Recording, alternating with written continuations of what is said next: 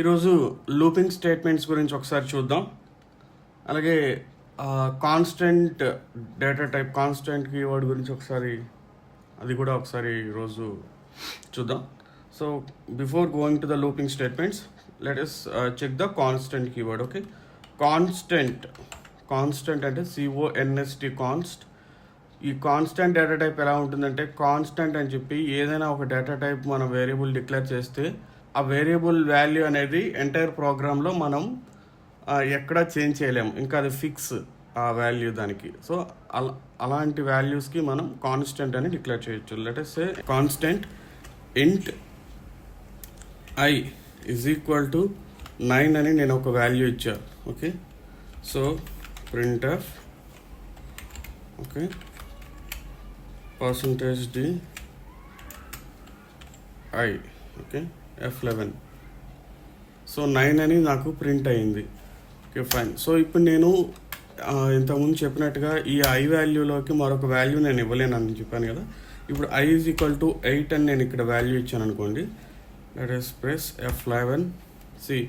నేను ఈ iలోకి 8 అనేది ఇవ్వలేను, ఎందుకంటే ఇది రీడ్ ఓన్లీ వేరియబుల్. సో అది కాన్స్టెంట్ కాబట్టి సో మళ్ళీ నేను మరొక వాల్యూ అనేది నెక్స్ట్ టైం అసైన్ చేయలేను.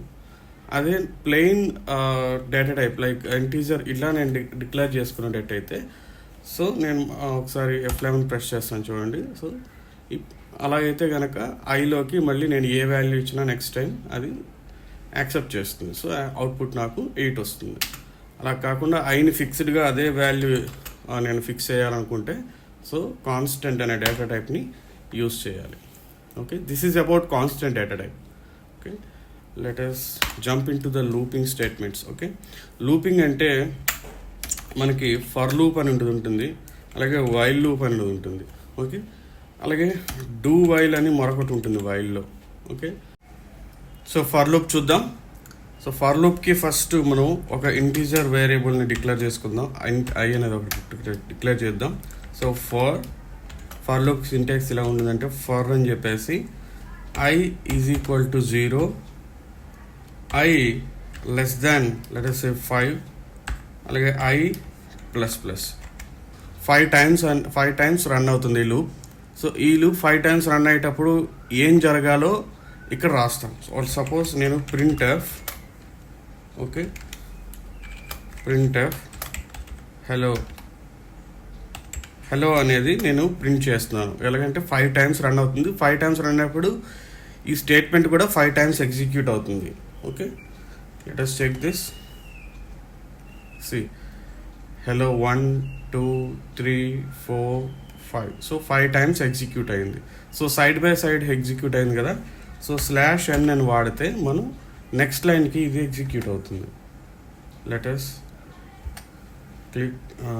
click close this F11. So చూసారా, హలో అనేది వన్ ఆఫ్టర్ అనదర్ ఇలాగా ఎగ్జిక్యూట్ అవుతుంది, ఇలా ప్రింట్ అవుతుంది 5 టైమ్స్. సో ఫర్ లూప్లో ఫస్ట్ ఏంటంటే 0 నుంచి స్టార్ట్ చేయమంటున్నాం. ఇక్కడ కండిషన్ ఇస్తున్నాం లెస్ దాన్ 5 అంటే ఐ వాల్యూ 5 కన్నా చిన్నదిగా ఉండేంత వరకు ఈ లూప్ తిప్పమంటున్నాం. సో ఈ లూప్ చేయమంటున్నాం. అలాగే ఇక్కడ i++ అంటే అయినంత వరకు అంటే దాని అర్థం ఏంటి, ఇంక్రీజ్ చేయాలి కదా ఐ వాల్యూ. సో ఇక్కడ ఇంక్రీజ్ చేస్తున్నాం. ++ అంటే ఇంక్రిమెంట్ ఆపరేటర్, ఇది ఇంతకుముందు చెప్పుకున్నట్టుగా. సో ఐ వాల్యూ 0 అవుతుంది, మళ్ళీ ఇక్కడికి వస్తుంది, మళ్ళీ ఐ వాల్యూ 1 అవుతుంది, మళ్ళీ ఈ లూప్ ఐ వాల్యూ 2 అవుతుంది, మళ్ళీ ఈ లూప్ స్టేట్మెంట్స్ అన్నీ అయిన తర్వాత మళ్ళీ ఇక్కడికి వచ్చిన తర్వాత ఐ వాల్యూ 3 అవుతుంది, మళ్ళీ ఇక్కడికి వచ్చి ఇవన్నీ ఎగ్జిక్యూట్ అయిన తర్వాత మళ్ళీ పైకి వస్తుంది, ఐ వాల్యూ 4 అవుతుంది. అలా ఐ వాల్యూ 5 అవ్వగానే సో i లెస్ దాన్ 5 అనేది ఇక్కడ కండిషన్ మీట్ అవ్వదు. సో ఇది ఒక్కసారిగా ఎప్పుడైతే ఇది సాటిస్ఫై అవ్వలేదో సో బయటకు వచ్చేస్తుంది, ఈ లూప్ నుంచి బయటకు వచ్చేసి ఎగ్జిట్ అయిపోతుంది ఆ లూప్ నుంచి. So this is about for loop. Okay, now while loop చూద్దాం. ఓకే, వైల్ లూప్కి కూడా సేమ్ ఇలాగే ఉంటుంది. Suppose i equal to something ఒక 0 అని ఇద్దాం. ఓకే, వైల్ WHILE వైల్ ఇక్కడ i less than 5. Okay, i less than 5 అయ్యేంత వరకు ఇక్కడ మనం ఏం చేద్దాం అంటే అదే printf స్టేట్మెంట్ వాడి హలో అనేది మనం ప్రింట్ చేద్దాం. ఓకే, హలో అని ప్రింట్ చేసి /n. ఓకే, ఇక్కడ ఇంక్రిమెంట్ ఇవ్వాలి మనం ఖచ్చితంగా, right? So i increment operator ++ అనమాట. సో ఫస్ట్ టైం i ఎంత ఉందండి, 0 ఉంది కదా. సో ఫస్ట్ i 0 ఉంది కదా, printf i++ అండ్ సర్కిల్ ఇక్కడ i 1 అవుతుంది. తర్వాత మళ్ళీ ఇక్కడ ఎండ్కి వచ్చి మళ్ళీ పైకి వెళ్తుంది. i వాల్యూ ఇప్పుడు 1 ఉంది కదా, i ఈజ్ <5, 1 ఈజ్ <5 కదా. ఓకే, ట్రూ ఇది, రైట్? సో printf హలో మళ్ళీ రెండోసారి ప్రింట్ అవుతుంది. ఇప్పుడు i వాల్యూ 1 నుంచి 2 అవుతుంది, i++ కదా 2. మళ్ళీ ఇక్కడికి వస్తుంది 2 is <5, yes true. So printf hello మళ్ళీ హలో అనేది థర్డ్ టైం ప్రింట్ అవుతుంది. మళ్ళీ i++, ఇప్పుడు 2++ అంటే 3. సో 3 అవ్వగానే మళ్ళీ ఇక్కడ 3 ఈజ్ <5 కదా. మళ్ళీ ఇక్కడ వచ్చి ఈ printf అనేది ఎగ్జిక్యూట్ అవుతుంది. ఇక్కడ 4th టైం హలో అనేది ప్రింట్ అవుతుంది. i++ అంటే 4++ అంటే 5 అవ్వగానే ఇక్కడ మళ్ళీ ఈ కిందకు వచ్చి మళ్ళీ పైకి వెళ్తుంది. 4 ఈజ్ <5 కదా, ట్రూ. కాబట్టి మళ్ళీ ఇక్కడికి వచ్చి printf హలో అంటే 5th టైం కూడా హలో అనేది ప్రింట్ చేస్తుంది. మళ్ళీ 5++ అంటే ఇప్పుడు 6 అయింది వాల్యూ, ఇక్కడికి వస్తుంది. మళ్ళీ బిగినింగ్ ఇక్కడ వైల్ దగ్గరికి వెళ్ళి 6 ఈజ్ <5, నో ఫాల్స్ కదా. సో వైల్ లూప్ నుంచి ఎగ్జిట్ అయిపోతుంది, రైట్? సో F11 ఒకసారి చూద్దాం అవుట్పుట్. సో చూసారా, హలో అనేది మనకి 5 టైమ్స్ ఇక్కడ ప్రింట్ అయింది.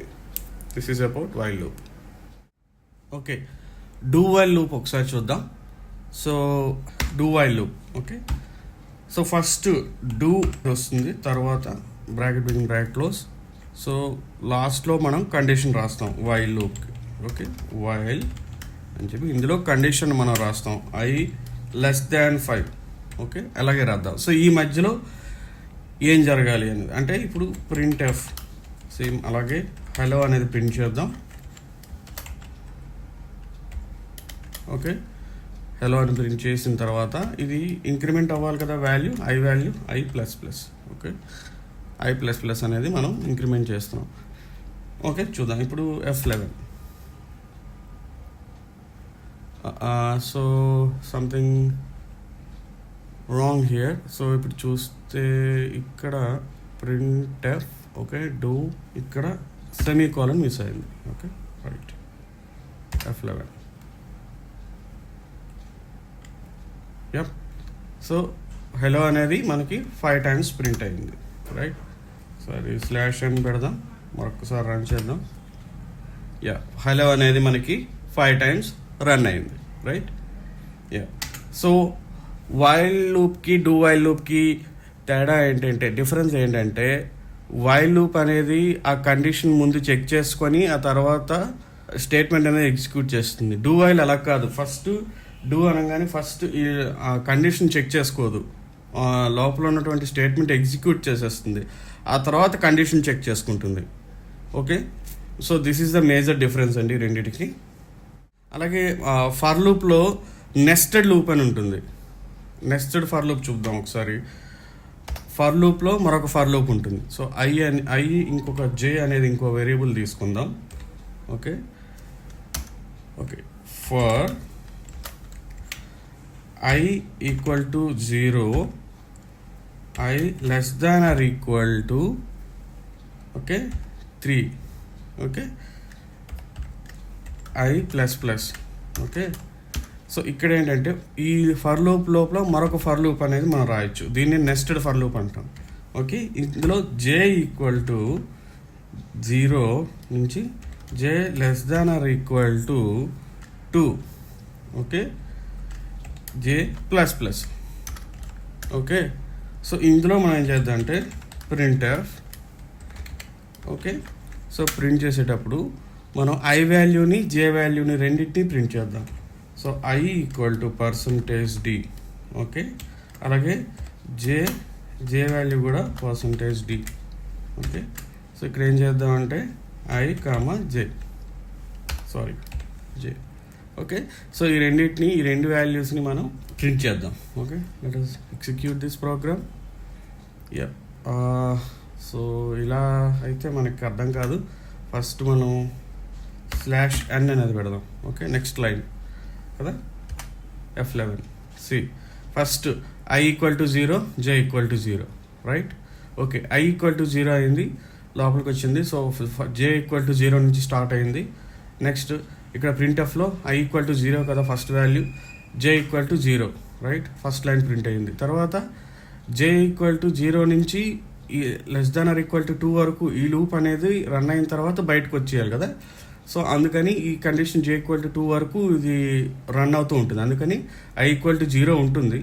తర్వాత J అనేది ఇంక్రిమెంట్ అవుతుంది. I ఈక్వల్ టు J1 అవుతుంది, J2 అవుతుంది, J3 అయ్యేసరికి బయటకు వచ్చేస్తుంది. సో J ఇక్కడ మళ్ళీ బయటకు వచ్చిందంటే దాని అర్థం ఇక్కడికి వచ్చిన తర్వాత I వాల్యూ ఇక్కడ ఇంక్రిమెంట్ అవుతుంది. సో I వాల్యూ ఇప్పుడు 0 నుంచి 1 అవుతుంది. సో 1 అవ్వగానే మళ్ళీ ఇక్కడికి వచ్చి మళ్ళీ J మళ్ళీ 0కి వచ్చేస్తుంది. ఓకే, సో 0 నుంచి స్టార్ట్ అయ్యి మళ్ళీ 1, 2 వరకు ప్రింట్ అవుతుంది. ప్రింట్ అయ్యి మళ్ళీ బయటకు వస్తుంది. బయటకు వచ్చిందంటే దాని అర్థం మళ్ళీ I వాల్యూ 1 నుంచి 2కి వస్తుంది ఇక్కడ. సో ఇంక్రిమెంట్ అవుతుంది, I++ అవుతుంది. మళ్ళీ ఇక్కడికి వస్తుంది, ఫర్ లూప్కి వచ్చిన తర్వాత J మళ్ళీ రీసెట్ అయిపోతుంది దాని వాల్యూ కదా. సో J 0 నుంచి మళ్ళీ 1, 2 ప్రింట్ అవుతుంది. ఈ రీసెట్ అయినప్పుడల్లా I వాల్యూ మాత్రం మారదు అక్కడ. బట్ J లూప్ నుంచి బయటకు వచ్చిందంటే మాత్రం I వాల్యూ అనేది మళ్ళీ మారిపోతుంది కదా. సో I వాల్యూ మళ్ళీ 2 నుంచి 3కి ఇంక్రిమెంట్ అవుతుంది. 3కి ఇంక్రిమెంట్ అవ్వగానే మళ్ళీ J వాల్యూ 0 నుంచి స్టార్ట్ అయ్యి మళ్ళీ 1, 2 అనేది ప్రింట్ అవుతుంది. So this is about nested for loop. ఇలా ఎన్ని ఫర్ లూప్లు అయినా సరే లోపల రాయొచ్చు. ఈ మరొక ఫర్ లూప్ రాయొచ్చు. Okay, so this is about nested for loop.